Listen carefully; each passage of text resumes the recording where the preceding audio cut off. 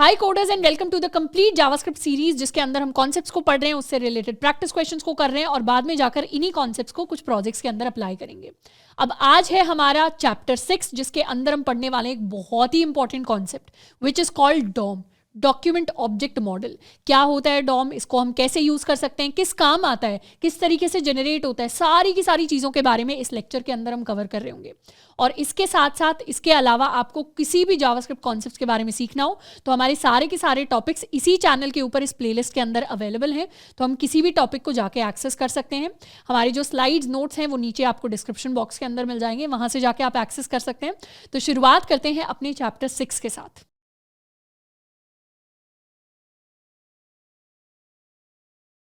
अब नेक्स्ट हम Dom manipulation के अंदर पढ़ने वाले हैं अपने एट्रीब्यूट्स के बारे में। जब भी हमारे पास कोई भी HTML टैग होता है, for example we have a tag called div element हमने बनाया, दिस इज अ div। इसे सेव कर लेंगे एंड ये हमारे पास ब्राउजर के ऊपर हमारा div आ गया। अब इस div के अंदर कई सारे एट्रीब्यूट्स हो सकते हैं। एट्रीब्यूट्स को पहले भी मैंने बताया था, हमारे एलिमेंट्स के अंदर जो हम एडिशनल इन्फॉर्मेशन देते हैं that is in the form of attributes.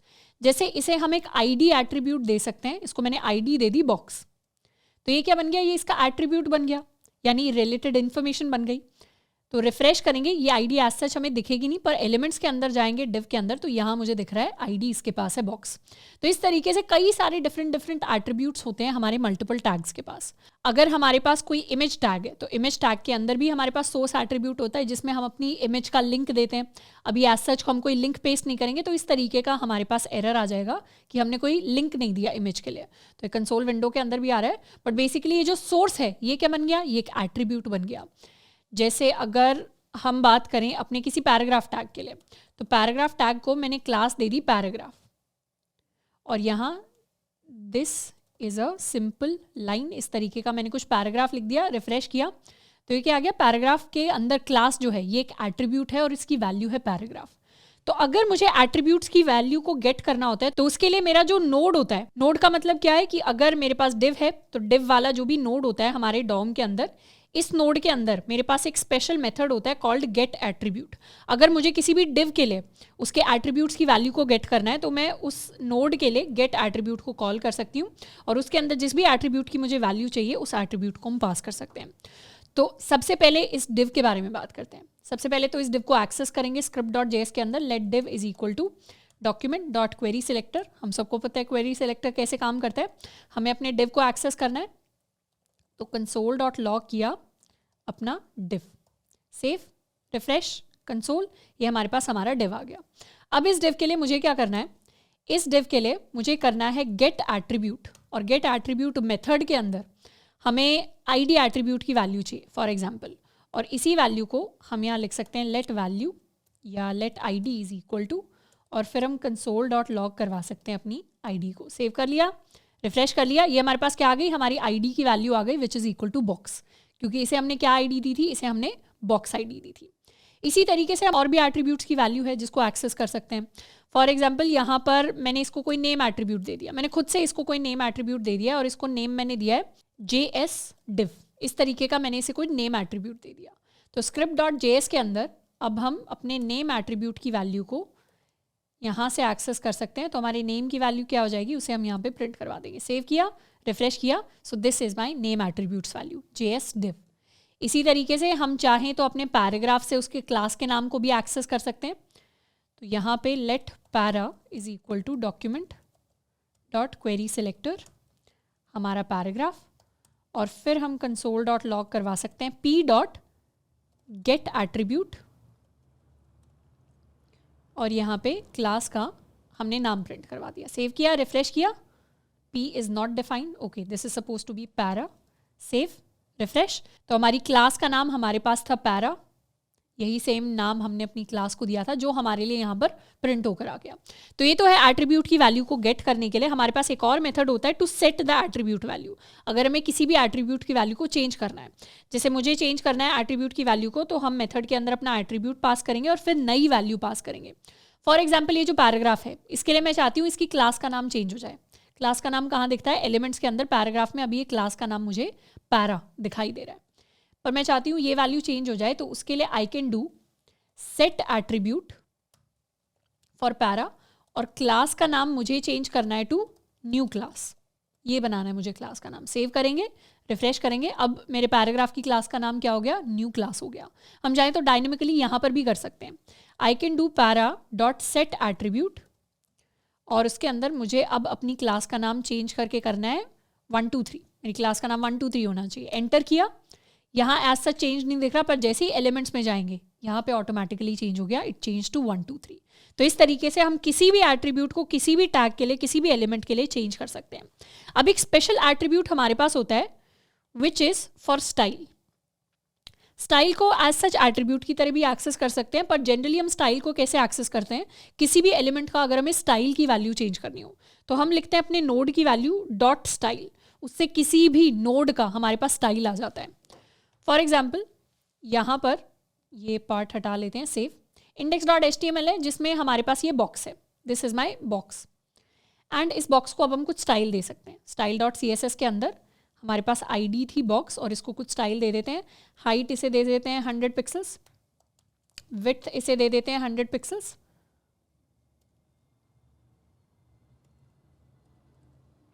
And साथ के साथ इसे बैकग्राउंड कलर हम दे सकते हैं। Let's give it a background colour of Dodger blue. Save, refresh. ये क्या हो गया, ये हमारा डिव हो गया। हम इस डिव को चाहें तो और थोड़ा सा बेटर कलर देने के लिए let's give it a text colour of white, refresh, तो हमारे पास वाइट कलर आ गया। हम चाहें तो इसे एक बॉर्डर दे सकते हैं 1 pixel solid black. Save, refresh. तो कुछ कुछ स्टाइलिंग हमारे पास आ गई इस डिव के लिए। अब मुझे अगर इस डिव की जो स्टाइलिंग है उसको एक्सेस करना है जावास्क्रिप्ट के अंदर, तो सबसे पहले तो हम डिव को एक्सेस करेंगे। Let div is equal to document dot query selector, और हमने अपने डिव को एक्सेस कर लिया। अब जब डिव को प्रिंट करवाएंगे तो पूरा पूरा बॉक्स हमारे पास आ जाएगा, और हम प्रिंट करवा सकते हैं div dot style.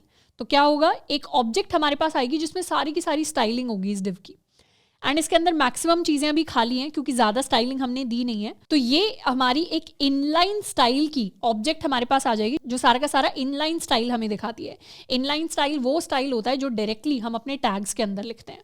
For example tag के अंदर ही मैंने अपने लिए स्टाइल लिखा बैकग्राउंड कलर, मुझे देना है रेड अपने बॉक्स को। तो इनलाइन स्टाइल की हाईएस्ट प्रायोरिटी होती है, इसीलिए इसको कभी यूज़ नहीं करना, मैं आपको सिर्फ दिखाने के लिए यूज़ कर रही हूँ। रिफ्रेश किया, बैकग्राउंड कलर हमारे पास रेड आ जाएगा। ये इनलाइन स्टाइल मुझे यहाँ भी दिखाई दे रहा है, my background colour is equal to red. पर जैसे कंसोल के अंदर अपने डिव को प्रिंट करवाएंगे और डिव डॉट स्टाइल को प्रिंट करवाएंगे, तो डिव डॉट स्टाइल में अगर आप जाओगे, बैकग्राउंड कलर पर जाओगे, तो बैकग्राउंड कलर के अंदर मुझे दिख रहा है background colour is equal to red. तो ये जो वैल्यू थी स्टाइल की, ये मेरे जावास्क्रिप्ट कोड के अंदर एक्सेसिबल है, और इस स्टाइल की वैल्यू को हम यहाँ से चेंज भी कर सकते हैं। इफ़ आई वॉन्ट, रिफ्रेश कर लेते हैं, ओरिजिनल पे आ जाते हैं, मुझे स्टाइल के अंदर कलर को चेंज करना है, तो I can simply do div dot style dot background colour हम लिख सकते हैं। ऑल्दो आपको VS कोड सजेस्ट भी कर देगा, नहीं तो बैकग्राउंड कलर के लिए ये होता है, जो भी प्रॉपर्टी का नाम CSS में होता है ना, उसी प्रॉपर्टी को बस हम अपने कैमल केस में कन्वर्ट कर देते हैं। जैसे अगर प्रॉपर्टी का नाम होगा कलर, तो वो जावास्क्रिप्ट के अंदर आके रहेगा कलर।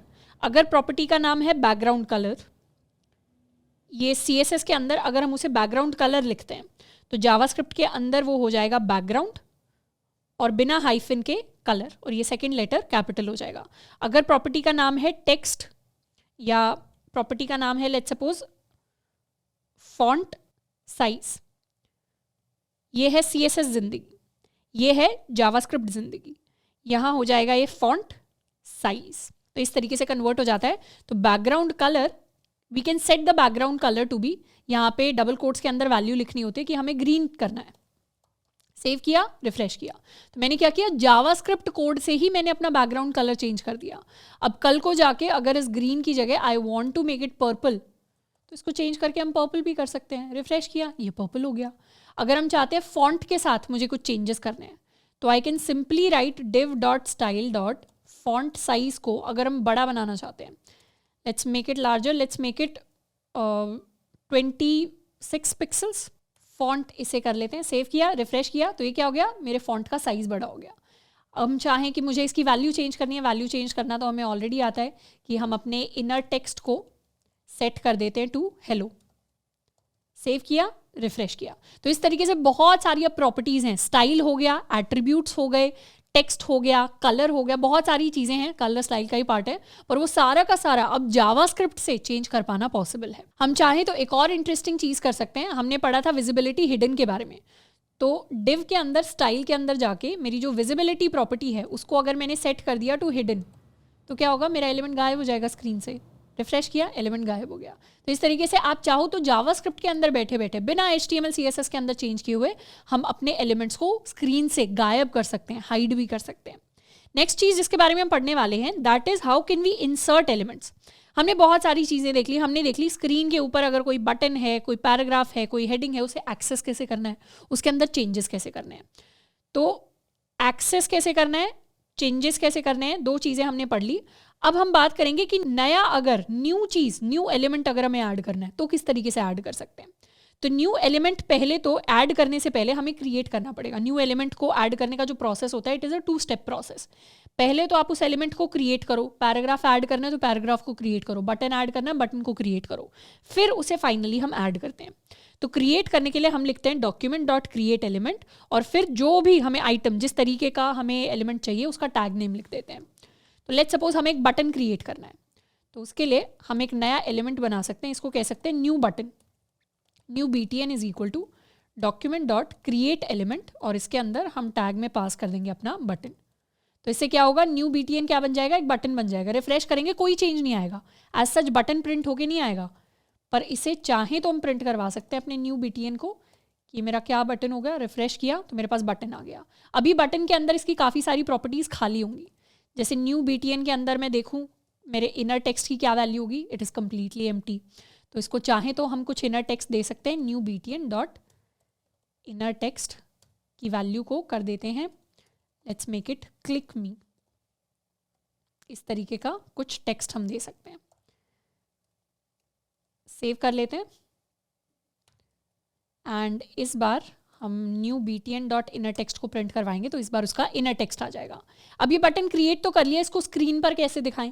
स्क्रीन पर दिखाने के लिए हमें उसे अपने डॉक्यूमेंट के अंदर, जो हमारा ट्री लाइक मॉडल था, ये जो हमारा डॉम का ट्री लाइक मॉडल था, इस मॉडल के अंदर हमें उसे ऐड करना पड़ता है।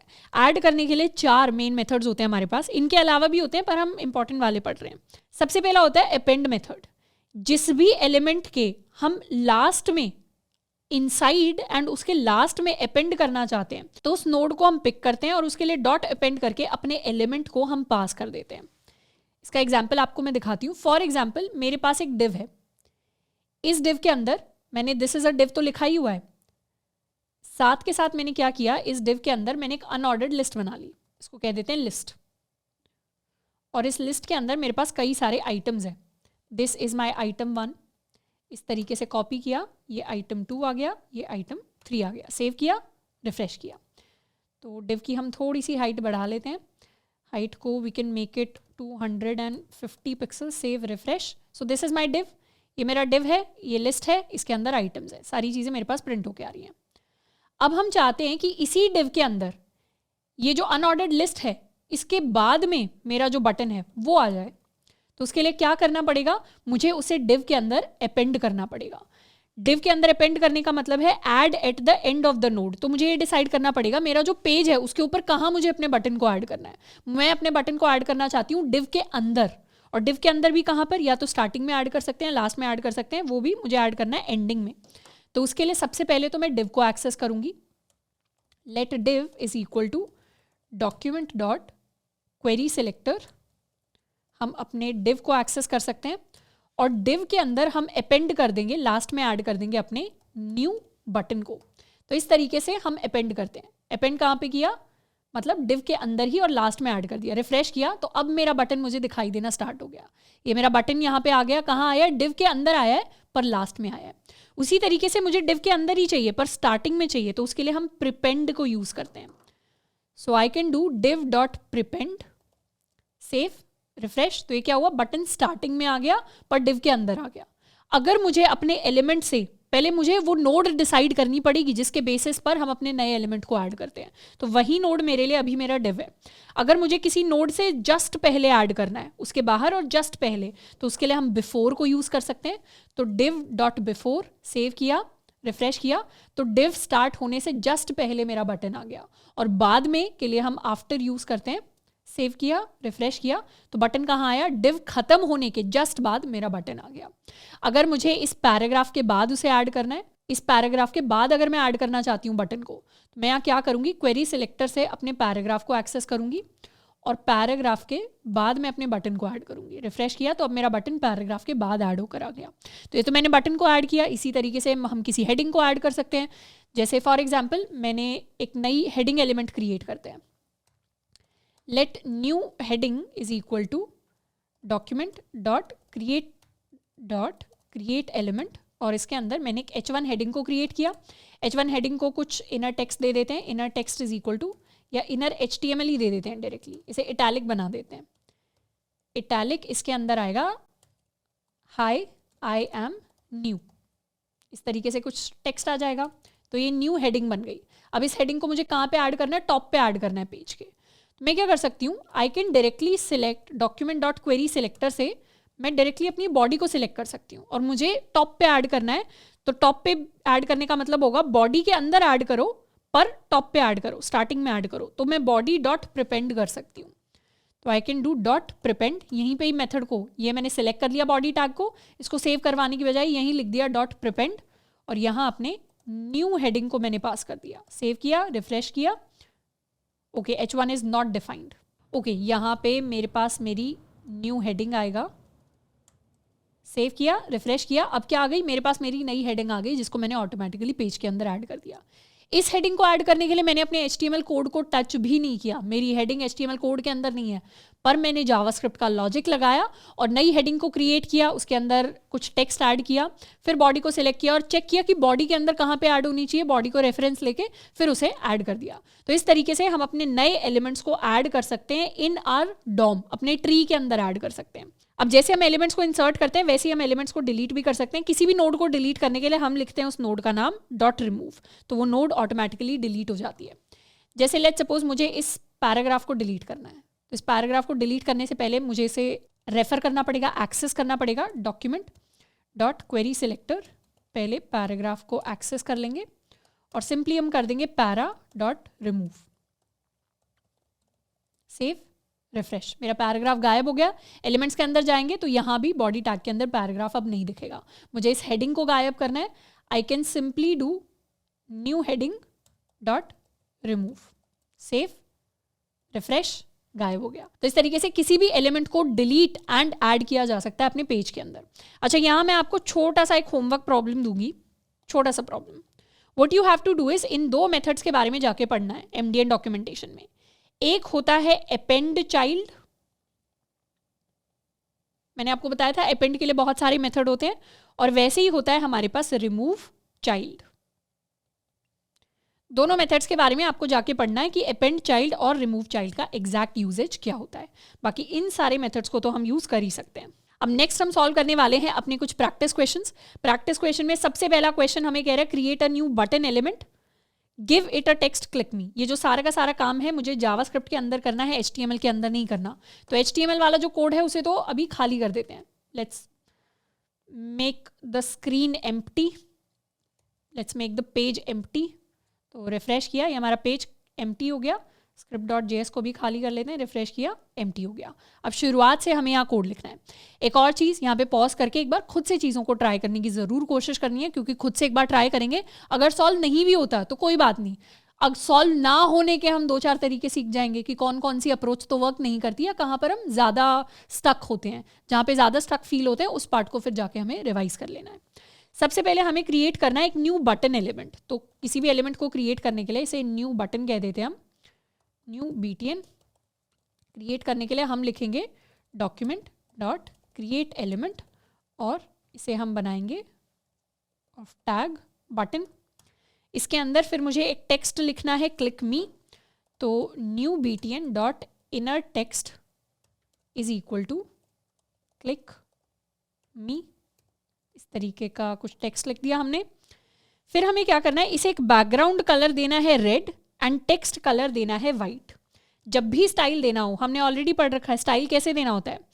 हमें जिस भी नोड के अंदर स्टाइल देना है हम लिखते हैं node dot style dot colour या डॉट बैकग्राउंड कलर, जिस भी प्रॉपर्टी को हमें चेंज करना है।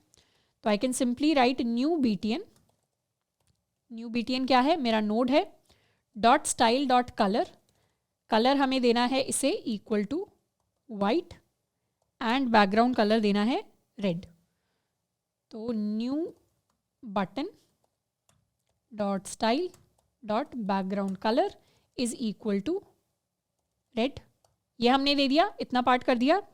नेक्स्ट हमें इंसर्ट करना है the button as the first element inside the body tag, body tag के अंदर फर्स्ट एलिमेंट की तरह अटैच करना है। तो पहले तो बॉडी टैग को सिलेक्ट कर लेते हैं, डॉट क्वेरी सिलेक्टर बॉडी, और बॉडी के अंदर फर्स्ट एलिमेंट की तरह सिलेक्ट करना है। तो मतलब हमें पता है बॉडी के अंदर आना चाहिए, तो या तो अपेंड होगा या प्रिपेंड होगा, और कहाँ पे आना चाहिए, स्टार्टिंग में आना चाहिए। तो हम इसे प्रिपेंड कर रहे होंगे, प्रीपेंड, प्री यानी पहले, तो प्रिपेंड, और यहाँ ऐड कर देंगे अपने न्यू बटन को। इसे सेव कर लेते हैं एंड यहाँ जैसे ही रिफ्रेश करेंगे सबसे पहले हमारे पास एक रेड कलर का क्लिक मी नाम का बटन आ जाएगा। ये जो बटन है ये हमारे एलिमेंट्स के अंदर भी हमें दिखाई देगा यहाँ पर।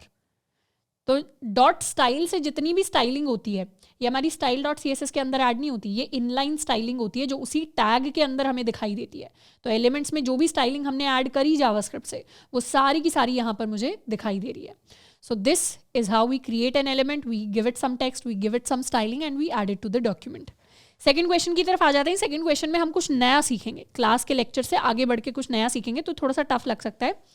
सबसे पहले create a paragraph tag in the HTML and give it a class and some styling. तो HTML के अंदर एक पैराग्राफ टैग क्रिएट कर लेते हैं, पैराग्राफ, इसको कह देते हैं आई एम अ पैराग्राफ। तो ये मेरा पैराग्राफ आ गया, रिफ्रेश करेंगे दिखाई दे रहा है माय पैराग्राफ। इस पैराग्राफ को हमें क्या करना है, क्लास देनी है। Let's give it a class, we can give it a class of my class दे देते हैं इसे नाम, my class, very simple name. It's not a very good name for a paragraph, या इसे कंटेंट दे देते हैं, कंटेंट थोड़ा सा लॉजिकल नाम होगा, कंटेंट नाम दे देते हैं इसे क्लास को। एंड फिर क्या करना है, हमें इसे कुछ स्टाइलिंग देनी है। तो ये अपनी पुरानी कोई स्टाइलिंग थी, इसे हम हटा लेते हैं, डॉट कंटेंट, इस तरीके से हम स्टाइलिंग देते हैं स्टाइल डॉट CSS में on the basis of class name. तो यहाँ पैराग्राफ को एक कलर दे देते हैं, let's give it a colour of red. Red किया, रिफ्रेश कर लिया, ये रेड कलर आ गया मेरे पैराग्राफ का। तो ये हमने इसे कुछ स्टाइलिंग दे दी। नेक्स्ट हमें क्या करना है, create a new class in CSS and try to append this class to the paragraph element.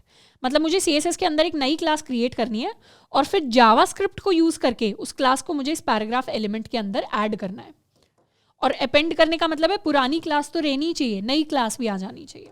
तो पहले तो CSS के अंदर एक नई क्लास क्रिएट कर लेते हैं, इसे कह देते हैं dot new class. New class के अंदर नई स्टाइलिंग दे देते हैं, बैकग्राउंड कलर दे देते हैं, let's suppose we give a background colour of yellow, a very bad combination, let's give green. Red and green is the colour of Christmas. तो background colour इसको दे देते हैं ग्रीन के इक्वल, न्यू क्लास। अब ये बैकग्राउंड कलर एज सच कहीं पे अप्लाई तो हो नहीं रहा, बस क्लास बना दिया हमने CSS के अंदर।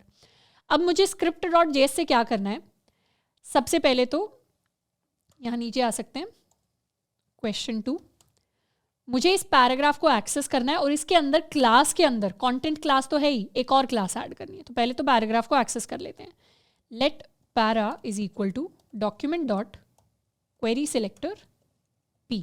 अब देखा जाए तो क्लास को ऐड करने के लिए हम क्या कर सकते हैं, किसी भी टैग की अगर मुझे क्लास एक्सेस करनी है, क्लास क्या होता है, क्लास हमारे पास एक एट्रीब्यूट होता है। तो एट्रीब्यूट को एक्सेस करने के लिए हम सिंपली सेव कर लेते हैं, एक बार रिफ्रेश करते हैं, पैरा को प्रिंट करवाऊँ, मेरा पैराग्राफ आ जाएगा। और हम कर सकते हैं dot gate attribute, dot gate attribute, और मुझे अगर क्लास की वैल्यू चाहिए पैराग्राफ के, मेरे पास आ जाएगी कि इसकी क्लास की वैल्यू कंटेंट है। हम ऐसे ही सेट एट्रीब्यूट भी कर सकते हैं, आई कैन डू सेट एट्रीब्यूट, और क्लास का नाम मैं चेंज करवा सकती हूँ टू न्यू कंटेंट या न्यू क्लास। न्यू क्लास था हमारी क्लास का नाम, क्लास का नाम मैंने चेंज कर दिया। जैसे ही एंटर किया वैसे ही क्या हुआ, वैसे ही वो क्लास अप्लाई हो गई इस एलिमेंट के ऊपर, और न्यू क्लास के पास क्योंकि बैकग्राउंड कलर ग्रीन था वो ग्रीन कलर अप्लाई हो गया। पर एक चीज़ आप नोटिस करोगे, टेक्स्ट कलर वापस से ब्लैक हो गया। तो पुरानी जो क्लास थी वो हट गई, पुरानी क्लास जैसे ही हट जाती है उसकी पुरानी स्टाइलिंग भी हट जाती है, पर मैं नहीं चाहती कि मेरी पुरानी स्टाइलिंग हटे, मैं चाहती हूँ 2 क्लासेस मिले इस एलिमेंट को। तो इसीलिए मेरी जो सेट एट्रीब्यूट वाली प्रॉपर्टी है वो तो क्लास को कंप्लीटली ओवरराइड कर देती है, कंप्लीटली चेंज कर देती है। तो यहाँ पर क्लास का नाम ऐड करने के लिए, अपेंड करने के लिए हम कभी भी सेट एट्रीब्यूट को यूज नहीं करते। उसके लिए we use something called class list. तो यही लिखा हुआ है क्वेश्चन के अंदर, did you notice how you override the class name when you add a new one. तो जब नई क्लास ऐड करते हैं पुरानी वाली कंप्लीटली चेंज हो जाती है। Solve this problem using class list, we use something called class list. और यहाँ मैं आपको ये भी दिखा रही हूँ कि कभी कभार मान लो हमारे पास ऐसी प्रॉब्लम आ जाती है जिसको मुझे पता नहीं कैसे सॉल्व करना है, जिसके बारे में कभी पढ़ा नहीं, तो उसको सिंपली हम गूगल करके सॉल्व कर सकते हैं। मैं क्या करूँगी, मुझे नहीं पता क्लास लिस्ट क्या है, तो I can simply search for class list in JavaScript. और बेस्ट तरीका है MDN के ऊपर जाओ, नहीं तो यहाँ दिखाई भी दे रहा है class list property in element. तो क्लास लिस्ट प्रॉपर्टी क्या होती है, it is a collection of class attributes of the element. Class list के अंदर हमारे पास सारे एलिमेंट के क्लासेस की लिस्ट आ जाती है। तो अपने कोड के अंदर हमारा जो पैरा है, पैराग्राफ के लिए हम उसकी क्लास लिस्ट को प्रिंट करवा सकते हैं। पैराग्राफ के लिए क्लास लिस्ट प्रिंट होके आ जाएगी। क्लास लिस्ट के अंदर लेंथ है 1 और कितनी क्लासेस हैं, एक ही क्लास है इंडेक्स नंबर 0 पे, इस क्लास का नाम है कंटेंट। तो इस तरीके से क्लास लिस्ट को एक्सेस कर लिया, यहाँ पे मुझे दिखाया भी हुआ है। अब क्लास लिस्ट के अंदर नई क्लास ऐड करने के लिए हम लिखते हैं क्लास लिस्ट डॉट ऐड और फिर अपनी नई क्लास का नाम। रिमूव करने के लिए लिखते हैं क्लास लिस्ट डॉट रिमूव। यहाँ तो क्या कर रहे हैं, डिव के अंदर नई क्लास लिस्ट ऐड करने की कोशिश कर रहे हैं, this is the code, and यहाँ पे रिमूव करने की कोशिश कर रहे हैं। तो इसी तरीके से क्लास लिस्ट के अलग अलग मेथड्स होते हैं, ऐड और रिमूव सबसे इंपॉर्टेंट होते हैं। अब जैसे ही रिफ्रेश कर लेते हैं, पैराग्राफ के अंदर what I can do is अपनी क्लास लिस्ट के अंदर class list dot add method हम कॉल कर सकते हैं, और इसके अंदर जैसे ही हम ऐड कर देंगे न्यू क्लास, एंटर किया, वैसे ही हमारी नई क्लास ऐड हो गई। तो हमारा बैकग्राउंड कलर ग्रीन हो गया, साथ के साथ पुरानी क्लास भी है, तो हमारा जो कलर है फॉन्ट का वो तो रेड का रेड रहा। अब जैसे ही हम पैराग्राफ डॉट क्लास को प्रिंट करेंगे क्लास लिस्ट को, इस बार हमारे पास लेंथ आएगी 2 और हमें पता चल रहा है पैराग्राफ के अंदर 2 क्लासेस हैं, एक क्लास है कंटेंट, एक क्लास है न्यू क्लास। एलिमेंट्स में जाएंगे तो ये दोनों क्लासेस मुझे दिखाई देंगी पैराग्राफ में, एक है मेरे पास कंटेंट, एक है मेरे पास न्यू क्लास। और इनकी स्टाइलिंग भी हम दे सकते हैं। न्यू क्लास मुझे बैकग्राउंड कलर ग्रीन दे रही है और यहाँ पर कंटेंट क्लास मुझे फॉन्ट कलर रेड दे रही है। तो इस तरीके से हम अपनी क्लासेस को ऐड कर सकते हैं, अपेंड कर सकते हैं, चाहे तो रिमूव भी कर सकते हैं। मुझे अगर न्यू क्लास को रिमूव करना है, आई can simply right remove new class, enter किया तो मेरी न्यू क्लास रिमूव होगी, तो उसकी स्टाइलिंग भी रिमूव होगी। एंड जनरली जब भी एलिमेंट्स को हमें मल्टीपल तरीके से डायनेमिक स्टाइलिंग देनी होती है, इसी तरीके से हम क्लासेस की फॉर्म में उसे देते हैं। तो आई होप कि डॉम के अंदर और नई नई चीजें पढ़ने में हमें मजा आया होगा। एंड नेक्स्ट चैप्टर के अंदर हम स्टार्ट करेंगे विद इवेंट्स। बेसिकली बटन के क्लिक होने से अगर हम चाहते हैं कुछ प्रिंट होके आ जाए हमारी स्क्रीन पे, हमारा कलर चेंज हो जाए या फॉर्म सबमिट करने से कुछ हो जाए, तो इस तरीके के कामों के लिए हम अपने इवेंट्स को यूज करते हैं। तो आई होप कि आज के लेक्चर के अंदर हमें खूब सारा मजा आया होगा। आज के लिए इतना ही, मिलते हैं नेक्स्ट लेक्चर के अंदर। Till then keep learning and keep coding.